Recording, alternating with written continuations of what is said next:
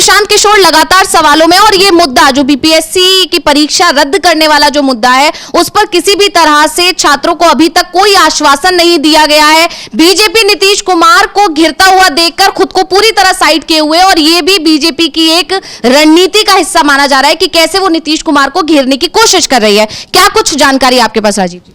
BJP और प्रशांत किशोर की गलबहियां हम लोग देखते रहे हैं, और आप जानती हैं कि प्रशांत किशोर जो हैं वो नरेंद्र मोदी के बनाए हुए हैं। लेकिन प्रशांत किशोर से ज़्यादा इम्पॉर्टेंट चैप्टर जो है वो अंशिता, वो अपने सामने नीतीश कुमार का है, और जो जिस पे हम लोग लगातार चर्चा कर रहे हैं। नीतीश कुमार पलट गए, जो हम लिख भी रहे हैं और दिखाई दे रहा है कि वो पलट गए हैं, लेकिन किस हिसाब से पलटे हैं, क्या एक ये बड़ा सवाल है। और सबसे बड़ी चीज है कि क्या वो दबाव में हैं, क्या प्रेशर में पलटे हैं, क्योंकि बिहार की गतिविधियां बहुत तेजी से बदल रही हैं।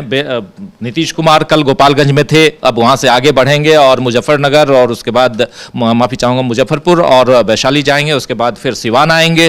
तो उनका पूरा का पूरा जो एक ढंग से आज सुबह प्रेस कॉन्फ्रेंस भी की है, और यात्रा की शुरुआत में, यात्रा के समापन में प्रेस कॉन्फ्रेंस करेंगे। ये सारी चीजें हैं, लेकिन जेडीयू के लोग जो हैं, उनके साथी वो भी पलटते हुए नजर आते हैं। उनके साथी, उनके अंदर खाने में भी अब सुगबुगाहट है, और एक नए नेता चुनने की बात भी अब वहां हो रही है। नीतीश कुमार अगर इस चुनाव में पिछड़ जाते हैं, पिछड़ते जा रहे हैं, आप देखिए तीसरे नंबर की पार्टी है नीतीश कुमार की पार्टी जेडीयू आज बिहार में। 2020 में जो चुनाव हुआ था, उस चुनाव के बाद तो अगर वो पिछड़ जाते हैं और पिछड़ते हैं तो फिर क्या होगा। और इस बीच संजय राउत का बयान आप सुना रही थी। संजय राउत ने कहा है कि 10 उनके सांसदों को तोड़ने की कोशिश कर रही है बीजेपी लगातार ये बात करती आई है, और हम लोग देखे हैं कि कैसे महाराष्ट्र की सरकार गिराई, कैसे मध्य प्रदेश की सरकार को गिराई, कैसे बीजेपी कर्नाटक की सरकार को गिराई थी। ये सब कुछ हम लोगों ने देखा है। तो क्या बिहार में खेला नहीं हो सकता? तो झारखंड में पूरी कोशिश की, वो तो कामयाब नहीं हो पाई। बिल्कुल, झारखंड में हमने देखा पूरी कोशिश की, पूरा का पूरा कई दिनों तक। इतना ही नहीं, आखिर में फिर क्या किया कि इनको चंपाई सोरेन को ले ही आए और हेमंत सोरेन को जेल में डाल दिया। तो ये सब कुछ ये दाद देनी होगी हेमंत सोरेन की, दाद देनी होगी इधर राहुल गांधी की भी, कि राहुल गांधी उनके साथ जुड़े रहे और हर मौके पे उनके साथ रहे, हेमंत सोरेन के साथ रहे। कल्पना सोरेन उनका साथ देती हुई नजर आई। आप लोगों ने देखा होगा, हमारे तमाम साथी जानते हैं, हम लोगों ने इंटरव्यू लिया था जब हेमंत सोरेन का, बहुत सारी बातें उन्होंने बताई थी। तो हेमंत सोरेन की कहानी अलग है, लेकिन चैप्टर जो है वो खुला हुआ है, अभी बंद नहीं हुआ है नीतीश कुमार का चैप्टर। नीतीश कुमार पलट गए तो वो अभी ये पलटे हैं, ये कह रहे हैं कि मैं जहां था वहीं खुश हूं। लेकिन क्या ये बात तो पहले भी कह चुके हैं, और बिना धुआं का आग या बिना आग का धुआं नहीं होता।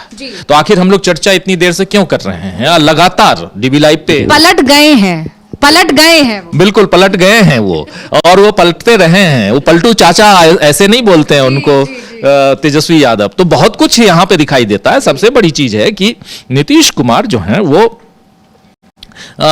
खुद पे उनको आज की तारीख में भरोसा नहीं है। नीतीश बाबू आखिर उस दिन हाथ जोड़ के क्यों रह गए? जिस दिन उनसे पत्रकारों ने पूछा कि लालू प्रसाद यादव ने आपको कहा है, आपको ऑफर दिया है कि आइए और काम कीजिए, तो उस समय क्यों नहीं बोले? अभी तक तो बोलते थे, दर्जनों बार बोल चुके कि मैं वहां था, 2 बार चला गया, अब ये गलती नहीं करूंगा। और फिर आप उस दिन चुप हैं, क्यों चुप हैं? ये सवाल तो पूछा जाएगा ना सियासी गलियारों में। इसके बाद से और चर्चा होने लगी। कल का जो बयान है नीतीश कुमार का, वो बयान साफ साफ दिखाई देता है अंशिता की प्रेशर में दिया गया बयान है। और प्रेशर में इसलिए क्योंकि अब यहां से गतिविधियां बढ़ रही हैं। अमित शाह आने वाले हैं, शायद इसलिए भी हो सकता है। और जब आप प्रशांत किशोर की बात कर रही थी, तो अभी आप लोगों ने चर्चा की भी, प्रशांत किशोर को भी कहा गया था कि आप आ जाइए, जेडीयू ज्वाइन कर लीजिए। तो जेडीयू में जिनको ज्वाइन करवाना है, ये अगर दिल्ली तय करेगा, यानी बीजेपी तय करेगी, तब तो हो गया। फिर जेडीयू नीतीश बाबू कैसे चलाएंगे? नीतीश बाबू के जो दूसरे साथी हैं, उनको कैसे? आज अगर किसी भी पार्टी में, किसी संस्थान में, किसी ऑर्गेनाइजेशन में अगर कह दिया जाए, कहीं कोई और कहे कि इसको आप रख लो, इसको चेयरमैन बना दो, इसको आप वाइस प्रेसिडेंट बना दो, अगर ये कोई और गवर्न करने लगे, तब तो संस्था की हालत क्या होगी और दूसरे लोग क्या करेंगे? या हम ही लोग हैं डीबी लाइव में, कल को कोई और कहे कि नहीं जी यहां पे एंकर किसी और को रख लो, अंशिता आज से नहीं, तो ऐसे कैसे चलेगा? है ना? तो ये अगर गवर्न कोई और करे तो ये ठीक नहीं है ना। तो इसलिए यहां पर अब अंदर खाने, सबसे बड़ी चीज है अंशिता कि जेडीयू के अंदर खाने अभी बगावत के सुर हम देखेंगे। नीतीश बाबू के सामने अब क्या करें क्या ना करें वाली स्थिति है, डू और डाई वाली स्थिति है। और वो जानते हैं कि ये चुनाव जो आने वाला चुनाव है, वो चुनाव अगर साथ में मिलकर लड़े, एनडीए के साथ लड़े, तो उनकी हार है। और हार जीत अलग चीज है। मुख्यमंत्री नहीं बनने वाले हैं, ये पहले से घोषित है जी।